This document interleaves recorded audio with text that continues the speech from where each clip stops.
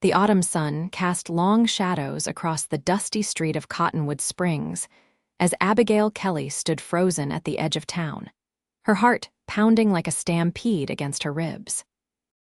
8 years had passed since she'd fled this place with nothing but shame and heartbreak trailing behind her. And now the familiar storefronts and weathered buildings loomed before her like ghosts from a life she'd tried desperately to forget. It was 1882, and the West had changed since she'd last set foot on this soil. Cottonwood Springs had grown from the small mining settlement she remembered into a proper town with a telegraph office and a 2-story hotel. Even the saloon had a fresh coat of paint. But beneath these improvements, she could still feel the pulse of the place that had cast her out. Abigail took a deep breath, adjusting her modest blue traveling dress and tightening her grip on her small valise. At 26, she carried herself with a quiet dignity that only came from surviving hardship. Her auburn hair was pinned neatly beneath a practical bonnet, though a few rebellious strands escaped to frame her face. She had left here a frightened girl of 18. She returned a woman. "Steady now," she whispered to herself. "You're not the same person they drove away." As she took her first tentative steps into town, the familiar smells of dust, horses, and pine transported her back to another time. The stage that had brought her from Denver had already rumbled away, leaving her alone with her memories and the curious stares of strangers and worse those who might remember. "Well, I'll be—" A woman's voice drifted from the general store porch. "Is that Abigail Kelly come back to town?" Abigail tensed, recognizing Mrs. Thornton, the seamstress whose opinions had once held such sway over the town's social circles. The older woman's eyes narrowed as she studied Abigail, no doubt searching for signs of the scandal that had driven her away. "Good afternoon, Mrs. Thornton," Abigail replied, her voice steadier than she felt. "Yes, it's me." Before the woman could respond, the pounding of hooves drew their attention. A rider approached from the north end of town, dust billowing behind him. The man sat tall in the saddle, his broad shoulders squared beneath a worn leather vest, his face shadowed by a wide-brimmed hat. As he drew closer, Abigail felt her breath catch. She'd never seen him before she would have remembered a man like this. He reined his chestnut stallion to a stop just a few yards from where she stood, and for a moment, their eyes met. His were a startling shade of blue against his sun-bronzed skin. "Miss," he said with a tip of his hat, his voice a low rumble that seemed to reverberate through the dusty air. "Mr. Irving," Mrs. Thornton called out, suddenly all smiles. "Come meet an old resident returning to our midst. This is Abigail Kelly." The man dismounted with the fluid grace of someone who'd spent most of his life in the saddle. "Henry Irving," he introduced himself, extending a hand. "Ranch foreman at the Triple Creek." Abigail hesitated before offering her gloved hand. To her surprise, instead of shaking it, he gently turned it over and pressed his lips briefly to her knuckles in a gesture so unexpected and gentlemanly that she felt color rise to her cheeks. "Welcome back to Cottonwood Springs, Miss Kelly," he said, releasing her hand. His eyes held no judgment, only a warm curiosity that made her wonder if he knew anything of her past. "Thank you, Mr. Irving," she replied, suddenly conscious of Mrs. Thornton's speculative gaze. "I'm just passing through." It wasn't entirely true. Abigail had come back to claim the small house and plot of land her grandmother had left her, the only inheritance from the only person who had stood by her when the scandal broke. The letter from the town lawyer had arrived 3 weeks ago, informing her of her grandmother's passing and the modest bequest. "Henry's been running the Triple Creek since old man Lawson took ill last year," Mrs. Thornton offered, clearly hoping to glean information about Abigail's return by prolonging the conversation.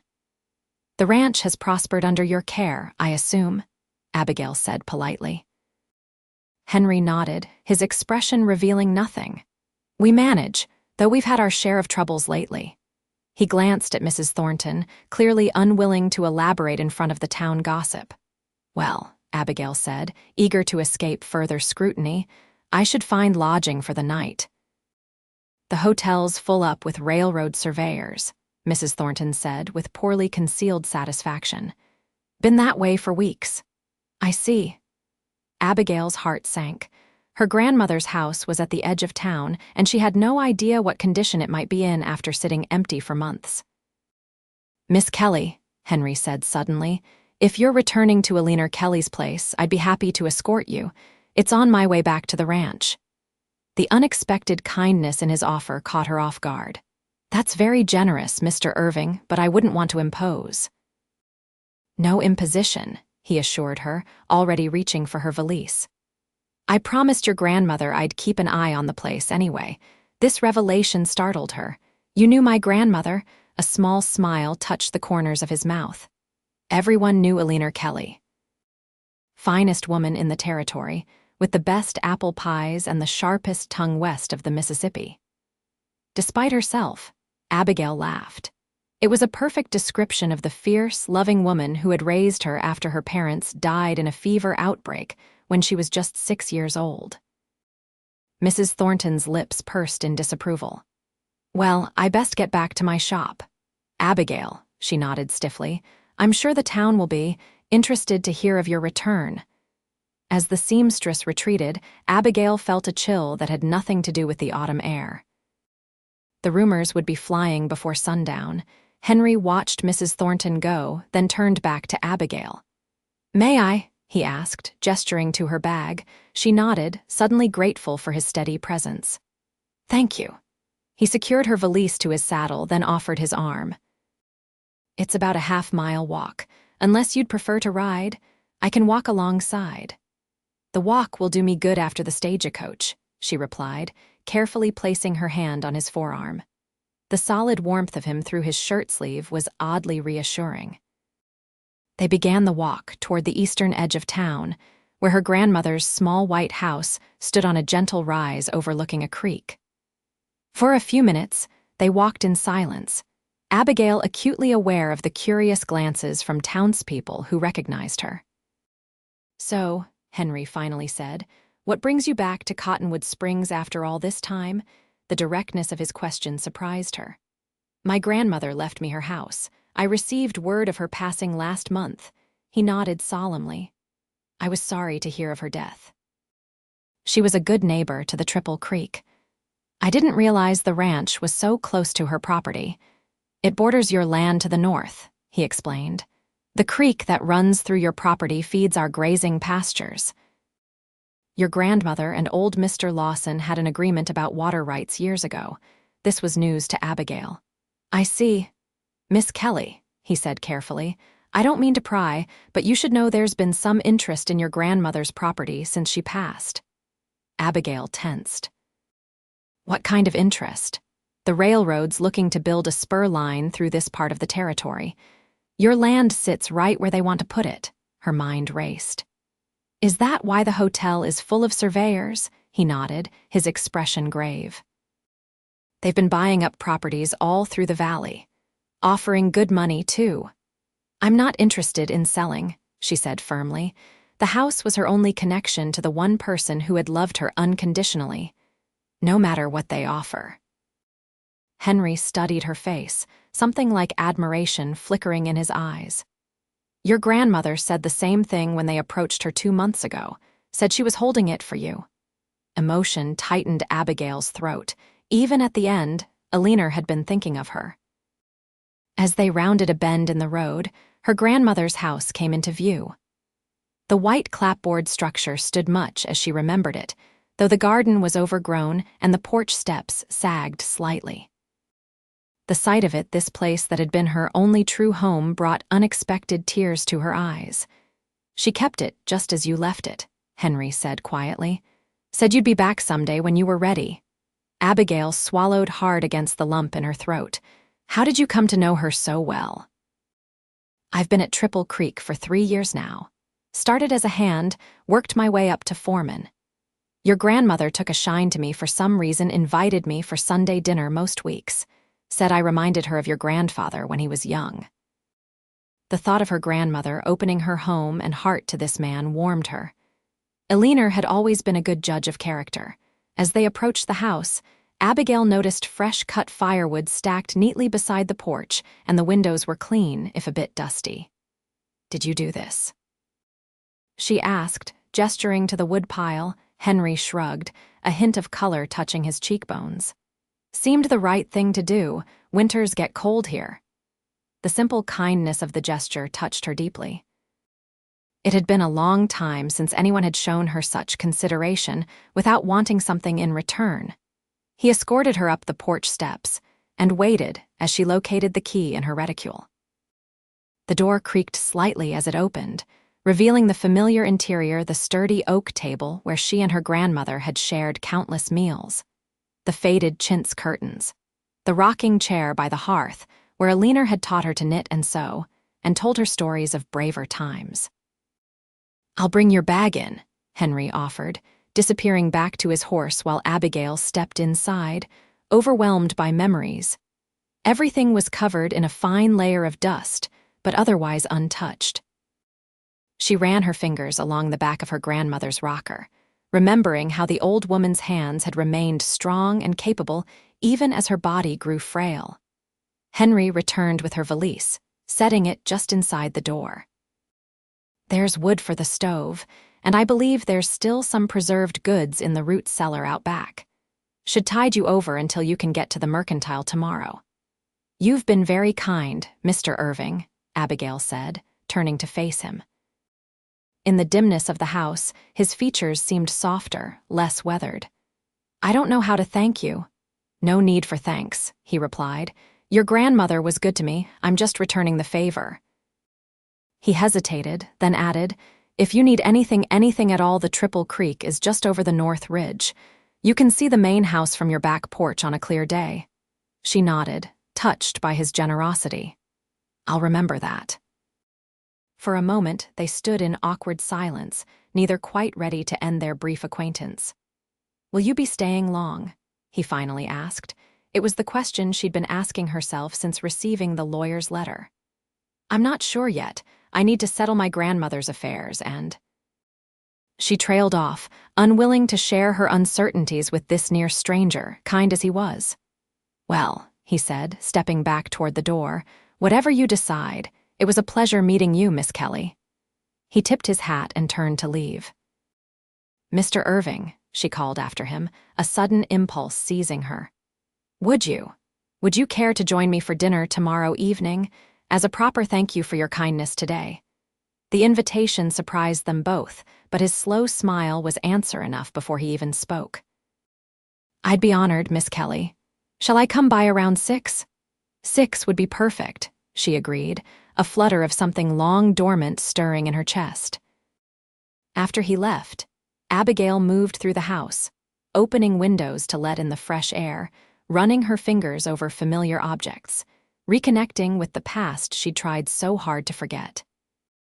In her old bedroom, everything remained exactly as she'd left it that terrible night when she'd fled town in disgrace, the patchwork quilt her grandmother had made for her 16th birthday, the small bookshelf filled with her favorite novels, even the silver-backed hairbrush on the dresser. She sat on the edge of the bed, finally allowing the tears to come. Tears for her grandmother, tears for the girl she'd been, tears for all she'd lost and all she'd endured in the years since she'd left Cottonwood Springs behind. As the sun began to set, casting long shadows across the floor, Abigail dried her eyes and rose. There was work to be done if she was to make this house a home again, and if she was to host a certain ranch foreman for dinner the following evening. The next morning dawned clear and crisp. Abigail had spent a restless night, her sleep disturbed by memories and the unfamiliar creaks and groans of the old house. She rose early, determined to make the place presentable and to purchase supplies in town. After a quick breakfast of tea and the last of her traveling provisions, she donned a simple green dress and pinned her hair in a practical bun. The walk into town would take 20 minutes, and she needed to visit the mercantile, the butcher, and perhaps the milliner, as her bonnet had seen better days. As she locked the front door behind her, she noticed a rider approaching from the direction of the Triple Creek Ranch. It was too far to make out details, but something about the set of the rider's shoulders told her it was Henry Irving. Her heart gave an unexpected leap at the thought. Sure enough, as the rider drew closer, Henry's features became clear. He reined his horse to a stop at her gate and tipped his hat. "Good morning, Miss Kelly," he called. "I thought you might need a ride into town." Abigail couldn't help but smile at his thoughtfulness. "Good morning, Mr. Irving. That's very kind of you, but I wouldn't want to disrupt your day." "No disruption," he assured her, dismounting and leading his horse toward her. "I need to speak with the blacksmith about some new shoes for this fellow." He patted his horse's neck affectionately. Up close, in the clear morning light, she could see the fine lines at the corners of his eyes, the mark of a man who spent his days squinting against the sun. His jaw was clean-shaven, his dark hair neatly trimmed, and he'd exchanged yesterday's dusty work clothes for a clean shirt and vest. "In that case, I'd be grateful for the ride," she said. "I have quite a list of items to purchase."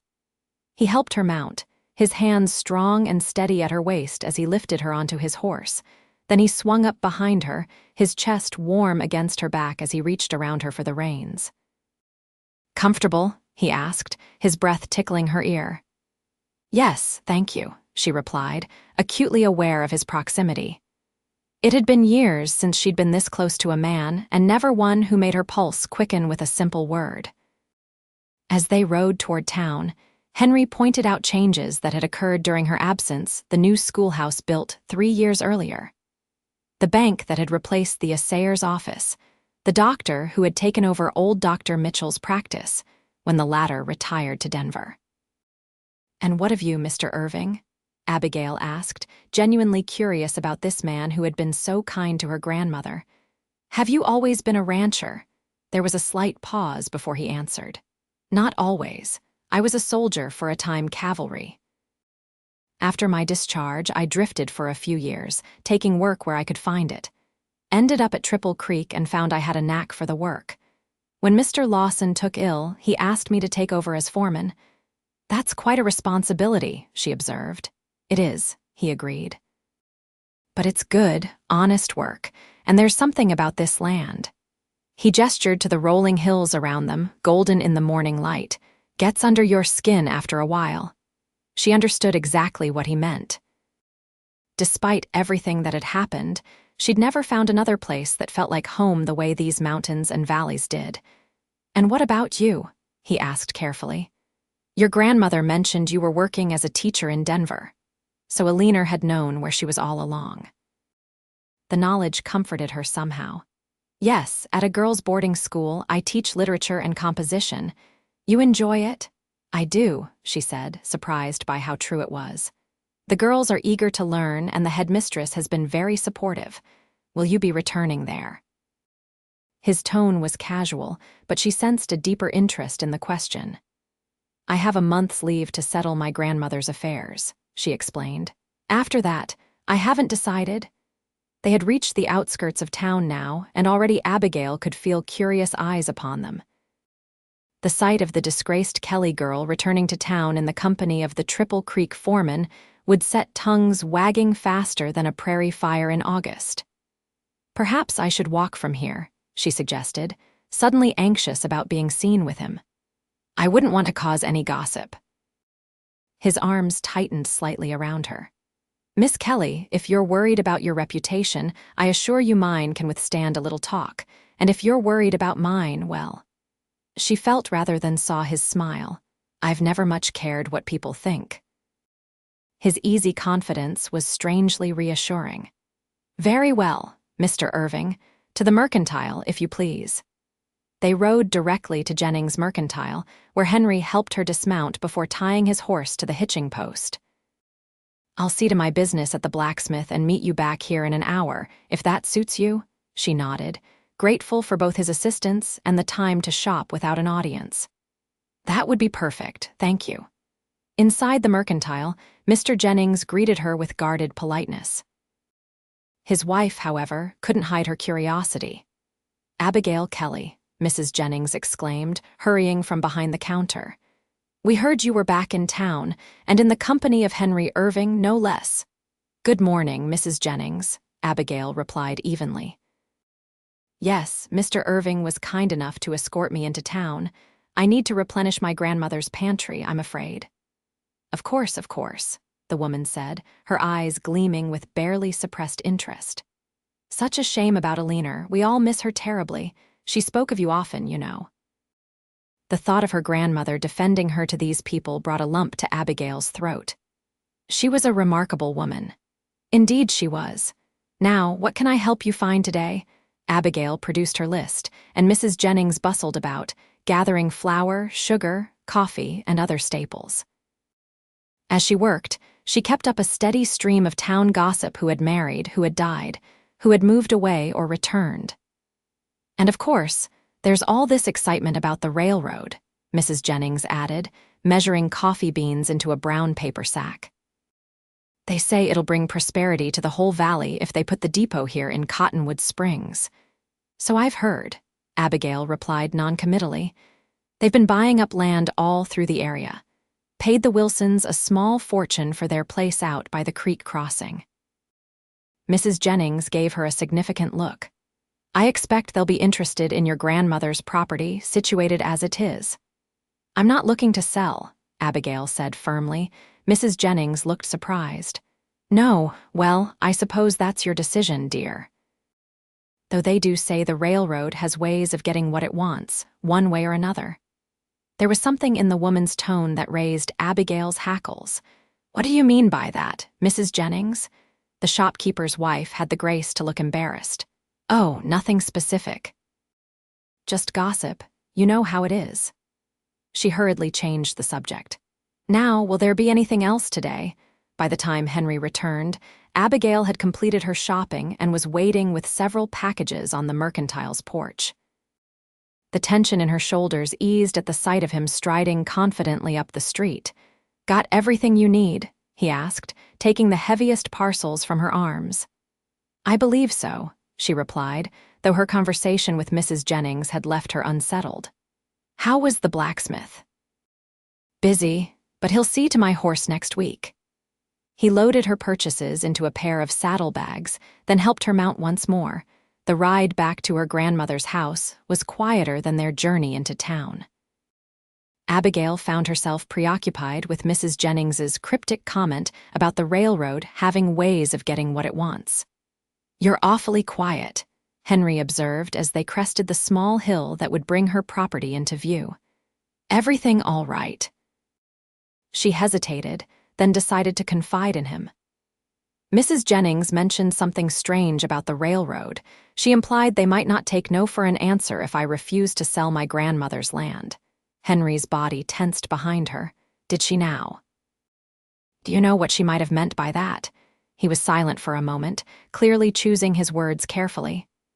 "There have been incidents. Nothing that could be proven, of course, but several holdouts who refused to sell suddenly experienced misfortunes that changed their minds." A chill ran down Abigail's spine. What kind of misfortunes? Barn fires, cattle found dead in their pastures, a broken dam that flooded prime grazing land. His voice was grim. "Could be coincidences, most folks don't think so. Are you saying I should be worried?" They had reached her gate now, and Henry dismounted before helping her down. His hands lingered at her waist a moment longer than necessary, his blue eyes serious as they met hers. "I'm saying be careful, Miss Kelly. The railroad has powerful friends and a lot of money riding on this spur line." He glanced toward her house. "Do you have a gun?" The question startled her. "No, I never learned to shoot," he frowned. "I'll bring one by this evening, just in case." "You still plan to come for dinner, then?" she asked, suddenly uncertain, his expression softened. "Wild horses couldn't keep me away." He helped her carry her purchases into the house, setting them carefully on the kitchen table. "I should get back to the ranch. There's a heifer about to calve, and the boys could use an extra hand." At the door, he paused, his hat in his hands. "Miss Kelly, Abigail, if you feel unsafe at any point, day or night, you send word to Triple Creek. I'll come." The sincerity in his voice touched her deeply. "Thank you, Henry." After he left, Abigail busied herself with cleaning the house and preparing dinner. She made a venison stew with vegetables from her grandmother's root cellar and baked a loaf of fresh bread.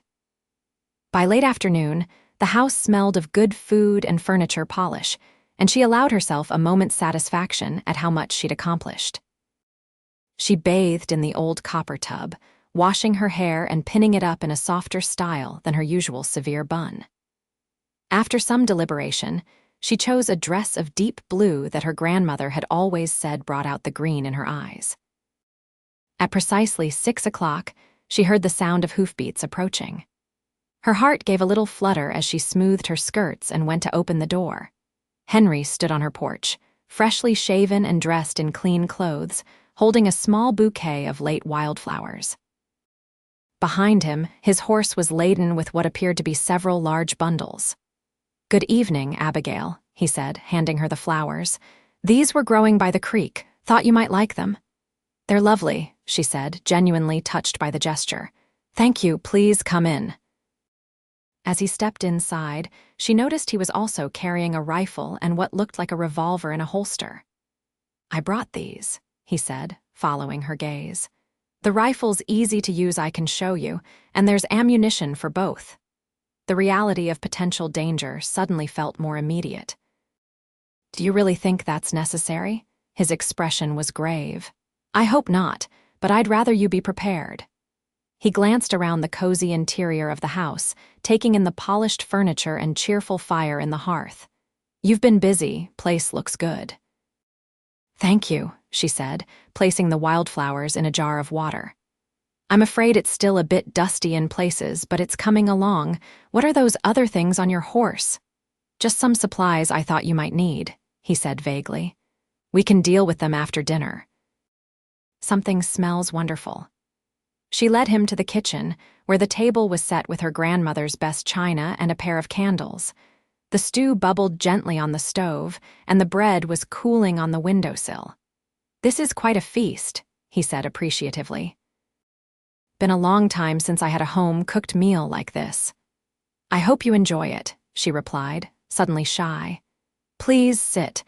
Over dinner, their conversation flowed more easily than she had expected.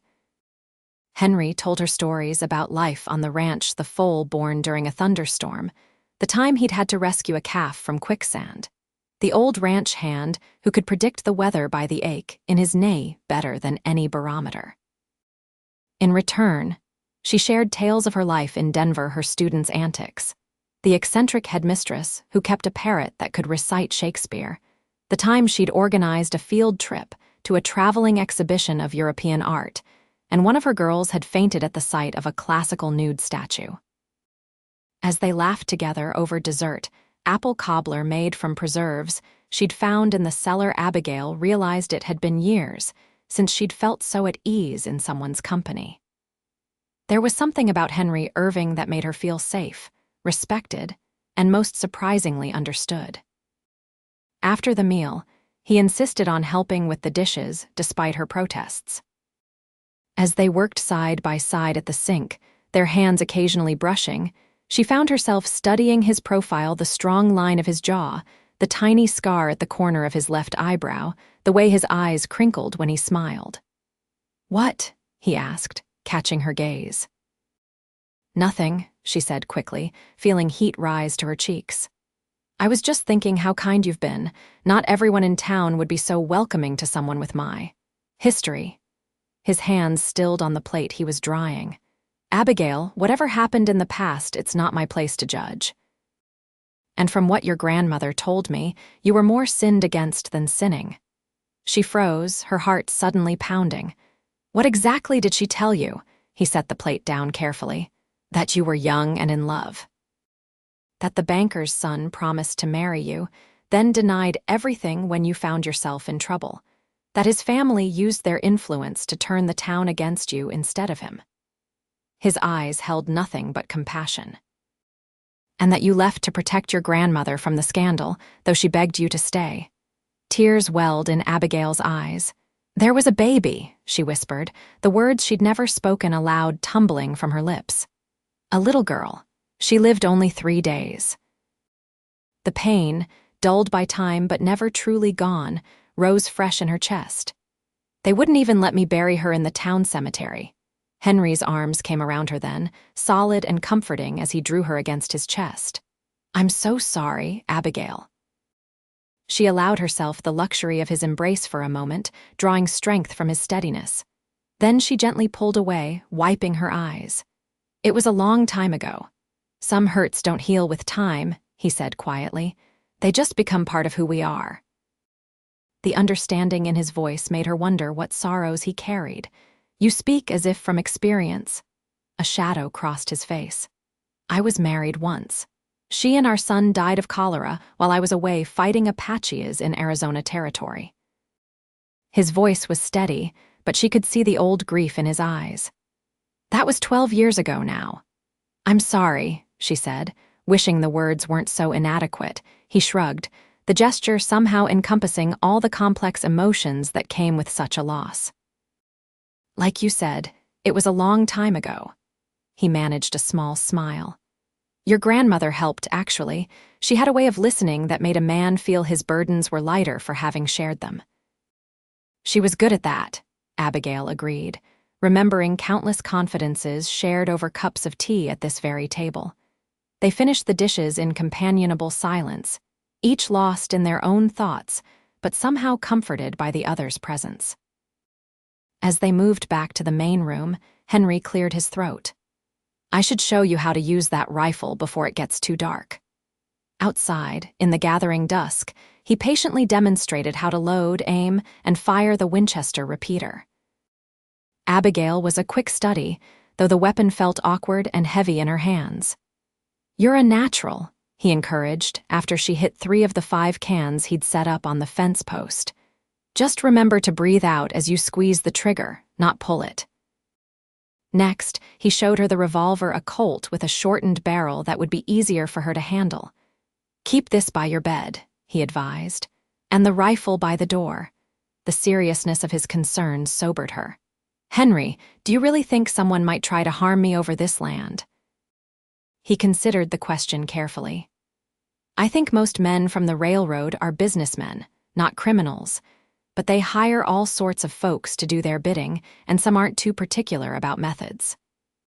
He looked toward the darkening horizon, where the silhouette of the Triple Creek main house was just visible on the ridge. I wish you weren't out here alone. I've been alone for 8 years, she reminded him. I'm tougher than I look. His gaze returned to her face, something like admiration warming his eyes. I don't doubt that for a minute, Abigail Kelly. As night fell in earnest, Henry retrieved the bundles from his horse. These are just some staples, he explained, carrying them into the house. Lamp oil, matches, more ammunition, some jerky that'll keep, an extra blanket for when the weather turns. You didn't have to do all this, she protested, though she was touched by his thoughtfulness. Consider it looking after my neighbor, he said with a small smile. That's what folks do out here. At the door, he lingered, clearly reluctant to leave. I'd feel better if you'd consider staying at the ranch until this railroad business is settled, he admitted. Mrs. Lawson would welcome the company, and there's plenty of room. That's very kind, but I can't abandon my grandmother's house, she said firmly. This is my home, Henry. I won't be driven from it by fear or threats. He sighed, recognizing the determination in her voice. Then I'll ride by every day to check on you. And remember what I said, any trouble at all, you send word. I will, she promised. For a moment, they stood facing each other in the doorway, the night air cool around them, crickets chirping in the tall grass. Henry reached out slowly, giving her time to pull away, and tucked a strand of hair behind her ear. You're a remarkable woman, Abigail Kelly, he said softly. Then, with a gentleness that made her heart ache, he took her hand and pressed his lips to her knuckles just as he had on the day of her return. This time, however, the gesture felt like a promise rather than a greeting. Good night, he said, releasing her hand and stepping back. Lock the door behind me. As she watched him ride away, his figure gradually swallowed by the darkness, Abigail felt something unfamiliar unfurling in her chest, something like hope. The next week passed in a blur of activity. Each day, Abigail worked on restoring her grandmother's house to its former state, scrubbing floors, washing curtains, weeding the overgrown garden. And each day, Henry found reasons to visit, bringing fresh venison from a successful hunt, helping her repair a loose shutter, splitting more firewood than she could use in a month. In the evenings, they would sit on the porch watching the sunset, talking of everything and nothing, their childhoods, their dreams, books they'd read, places they'd seen. With each conversation, Abigail felt the walls she'd built around her heart beginning to crumble. On Sunday, he escorted her to church, a bold statement in a town where many still remembered her disgrace. As they walked down the aisle to a pew near the back, she felt the curious stares and heard the whispers. But with Henry's steady presence beside her, the judgments seemed to hold less power than they once had. After the service, several of her grandmother's old friends approached to offer condolences and cautious welcomes. Others pointedly turned away. Abigail held her head high, determined not to let the snubs affect her. As they were leaving, a tall, expensively dressed man stepped into their path. "Miss Kelly, I presume?" His voice was cultured, his manner commanding. "I'm Edward Blackburn, representative of the Western Pacific Railroad Company. I've been hoping for a chance to speak with you." Beside her, Abigail felt Henry tense. "Mr. Blackburn," he acknowledged with a curt nod.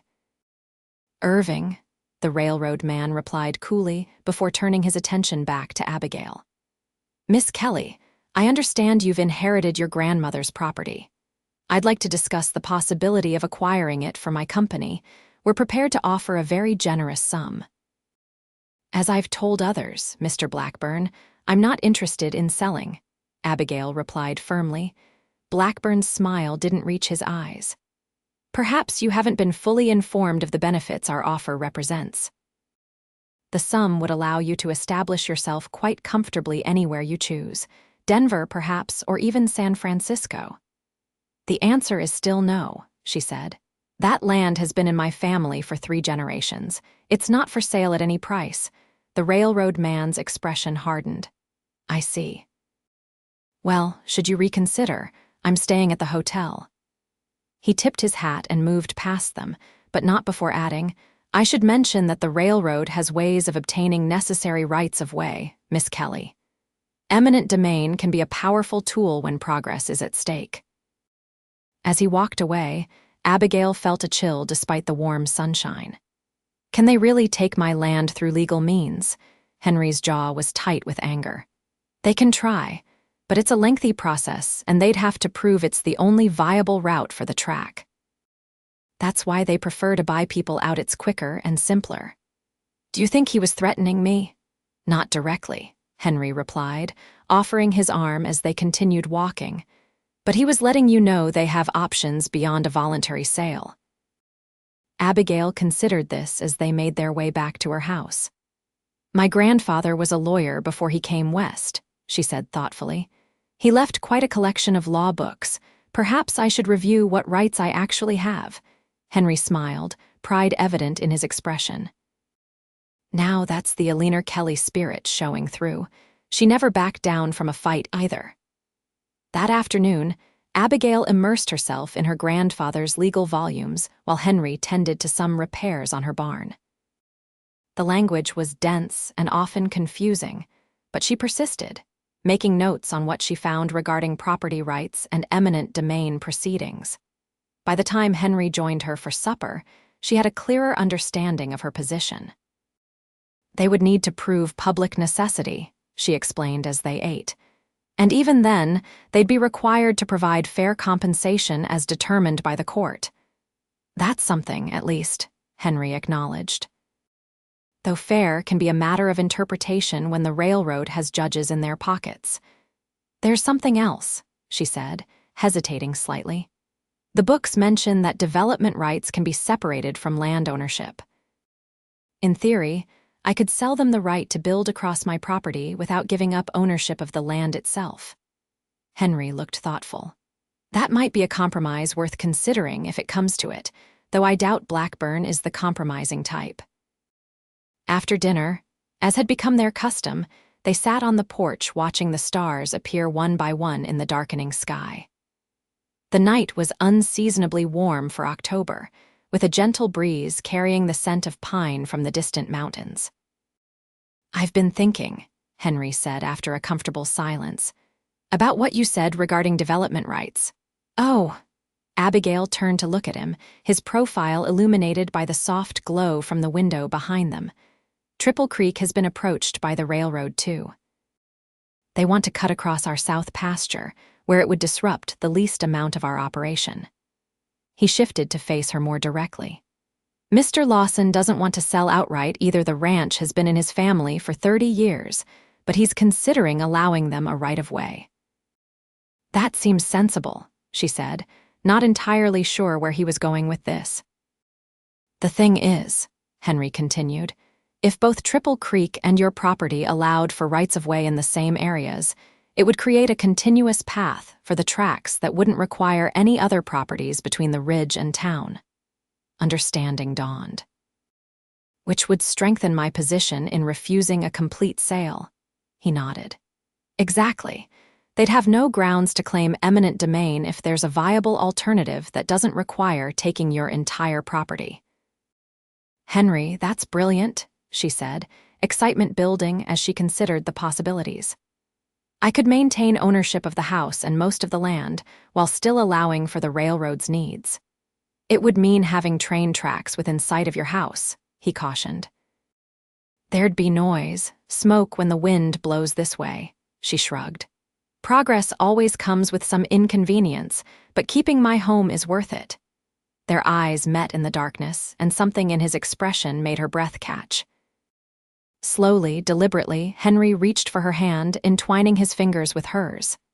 "Abigail," he said, his voice low and earnest, "there's another possibility I'd like you to consider." "What's that?" she asked, her heart suddenly racing. "You could marry me." The words hung in the night air between them, unexpected and yet somehow inevitable. "Henry," she breathed, unable to form a more coherent response. "I know it's sudden," he said quickly, "and I'm not proposing just because of the railroad situation. I've been falling in love with you since the moment you returned to Cottonwood Springs.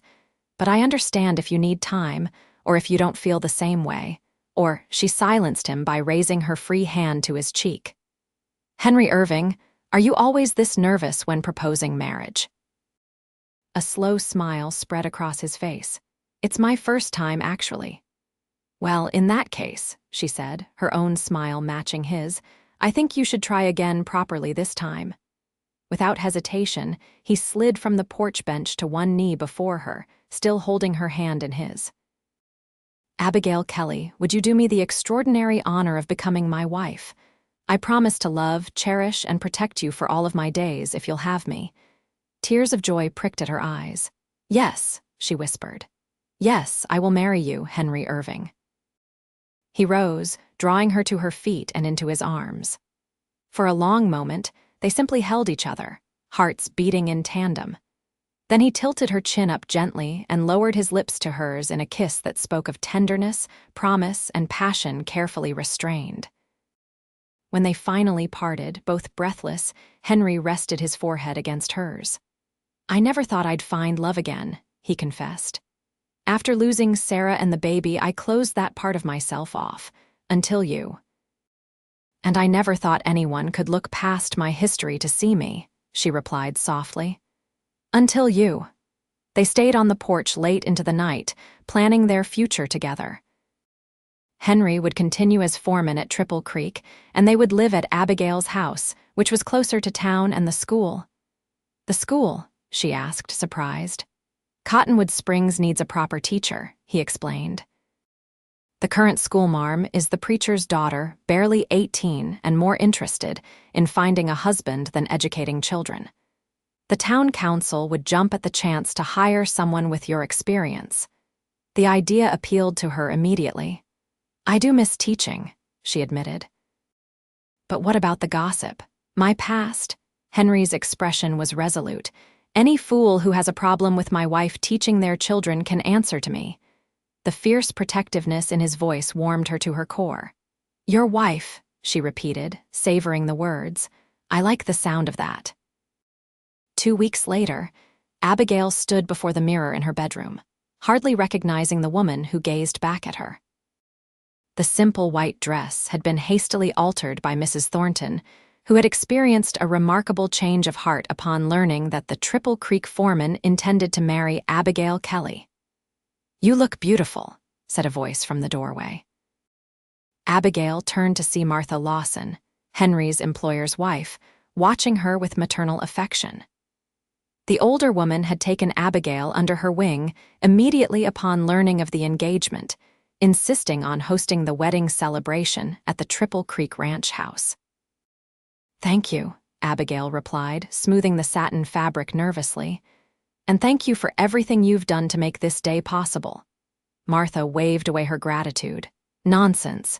Henry is like a son to us. We couldn't be happier that he's found you." She approached to adjust Abigail's veil. "Alina would be so proud, seeing you today." The mention of her grandmother brought tears to Abigail's eyes. "I wish she could be here." "She is, dear," Martha assured her, patting her hand, "in all the ways that matter." She stepped back to admire her handiwork. "There, perfect. Are you ready?" The guests are all assembled, and poor Henry is wearing a path in my parlor rug with his pacing. Abigail took a deep breath and nodded. "I'm ready." The Lawsons' spacious parlor had been transformed with autumn flowers and ribbons. Nearly 50 guests filled the room, ranch hands, townspeople, even some of her grandmother's old friends who had welcomed her back into the community with surprising warmth. And there at the front, standing before the preacher, was Henry.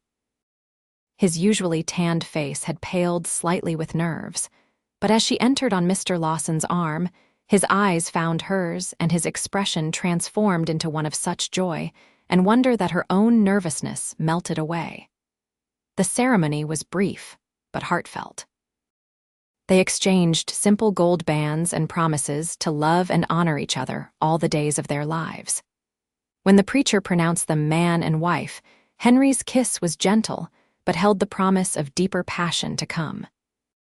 The celebration afterward lasted well into the evening, with food, music, and dancing.